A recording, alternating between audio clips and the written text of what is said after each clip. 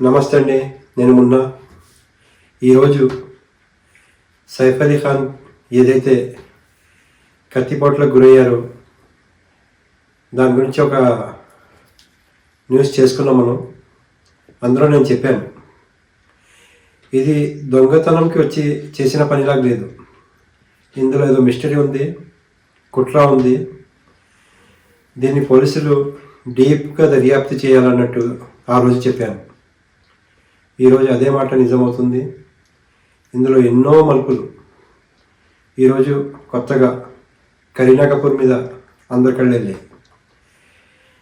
మధ్యలో పని మనిషికి వచ్చిన ఆయన పేరు షరీఫుల్ అంట, ఆయనకి ఏదో ఎఫ్ఐఆర్ ఉంది, దానివల్ల మన సైఫ్ అలీ ఖాన్ కన్ను ఆ పని మనిషి మీద ఉంది అన్నట్టు చెప్పుకున్నారు. ఇప్పుడు కొత్తగా ఈ న్యూస్ అనమాట. అది పక్కదారికి వెళ్ళిపోయింది. ఇప్పుడు కొత్తగా ఏంటంటే కరీనా కపూర్ మీద. ఎందుకంటే ఆ సంఘటన జరిగిన రోజు చెప్పిన మాటలకి ఈరోజు తర్వాత రోజు నెక్స్ట్ డే చెప్పిన మాటలకి అసలు పొందడం లేదు. ఆ రోజు పార్టీలో ఉన్నట్టు చెప్పారు కరీనా కపూర్, కానీ ఆ రోజు ఇంట్లోనే ఉన్నారంట. అది పోలీసుల దర్యాప్తులో తెలిసింది. ఇంకోటి, ఈ సంఘటన జరిగాక ఇమీడియట్గా కరీనా కపూర్ హాస్పిటల్కి వెళ్ళలేదు. నెక్స్ట్ డే మధ్యాహ్నం వెళ్ళారు. అదొక డౌటు. ఇంకా వచ్చిన మనిషి ఏదైతే షరీఫుల్ ఉన్నాడో పక్క వరుసగా ఉన్నాడు చూడటానికి. ఈయన అయితే సైఫ్ అలీ ఖాన్ కొంచెం పర్సనాలిటీ అది ఇది బాగానే ఉంటుంది. అన్ని కత్తిపోట్లుకి ఎలా గురయ్యాడు అన్నది ఒక డౌట్. తర్వాత షరీఫుల్ని ఒక రూమ్లో వేసి గొళ్ళెం కూడా వేసారంట. చేసి ఇతను హాస్పిటల్కి వెళ్ళిపోయారు. ఇతనే కింద దిగి వెళ్ళాడంట సైఫ్ అలీ ఖాన్. వెళ్ళాక మరి మరుసటి రోజు ఏం చూస్తున్నాం, అతను షరీఫుల్ రూమ్లో లేనంటూ ఎలా మిస్ అయ్యాడు, ఇదొక పాయింట్. ఇవన్నీ చూస్తుంటే ఇందులో చాలా డీప్గా అందరైతే కరీనా కపూర్ మీద అందరు చూపు వెళ్తుంది, కానీ అంటే ఇలా మలుపులు తిరుగుతుంది ఈ కేసు. ఇప్పుడైతే ఆమె చెప్పిన మాటల్లో అయితే ఏదో సీక్రెట్ దాగుంది. ఎందుకంటే ఆమె చెప్పిన మాటలకి దీనికి ఆమె చేసిన పనికి, ఎందుకంటే ఇంత పెద్ద ఇష్యూ అయింది, ఆ రోజు హాస్పిటల్కి వెళ్ళాల్సింది కానీ మరుసటి రోజు వెళ్ళింది. ఇంకా ఆ షరీఫుల్ వచ్చిన విధానం కూడా ఎవరో ఒకటి సపోర్ట్ లేకుండా ఎలా వస్తాడు, ఇదొకటి. ఎందుకంటే ఆయన 8th ఫ్లోర్ వరకు మెట్ల మీద నుంచి వచ్చాడు.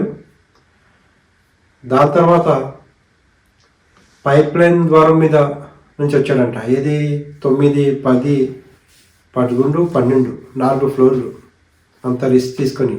ఆ దొంగతనం చేసినోడైతే కిందనే 8th ఫ్లోర్ వరకు వచ్చినోడు, ఆ కింద కూడా రూమ్లు ఉన్నాయి, అక్కడ దొంగతనం చేయలేదు. పైన ఎందుకు వస్తాడు?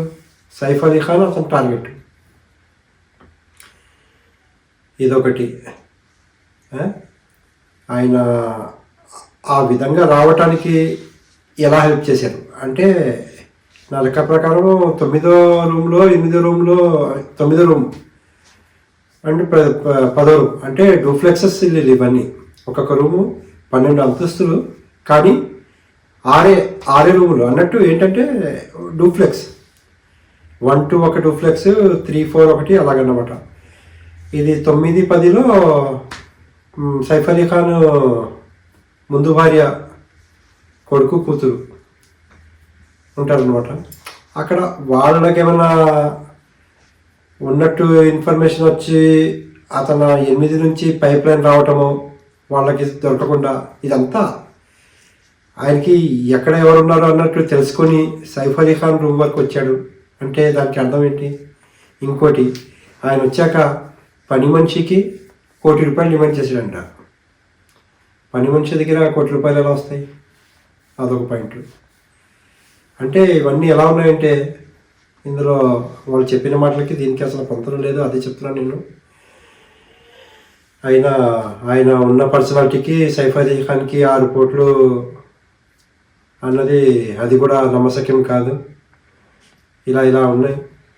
ఇందులో కరెక్ట్గా ఇంకా డీప్గా దర్యాప్తు చేయాల్సి ఉంది. ఇంకా ఇందులో ఎన్ని మార్పులు జరుగుతాయో చూద్దాం. ప్రస్తుతానికైతే పని మనిషికి కూడా ఎంక్వైరీ చేస్తున్నారు. ప్లస్ కరీనా కపూర్కి కూడా పోలీసులు దర్యాప్తు చేస్తున్నారు. ఇద్దరికి దర్యాప్తు చేశాక కరెక్ట్గా ఏముందో మనకి ఇన్ఫర్మేషన్ వస్తుంది. ఇందులో ఏంటంటే ఇంకోటి ఇష్యూ, ఇతర ఆస్తులు ఏమైనా ఉన్నాయో జప్తు చేసుకుంటున్నట్టు న్యూస్ వచ్చింది, ఇన్ఫర్మేషన్ వచ్చింది. అదంతా 15,000 కోట్లు. 15,000 కోట్లు. అందులో ఏమైనా మొగుడు పిల్లలకి ఏమైనా గొడవలు జరిగాయా ఏంటా అనేది మొత్తం తెలుస్తుంది. అది చెప్దామని. ఇలాంటి ఇష్యూ ఇప్పుడు ఒక 2-3 రోజుల్లో మొత్తం క్లారిటీ వచ్చేస్తుందండి. ఇది ఒక న్యూస్.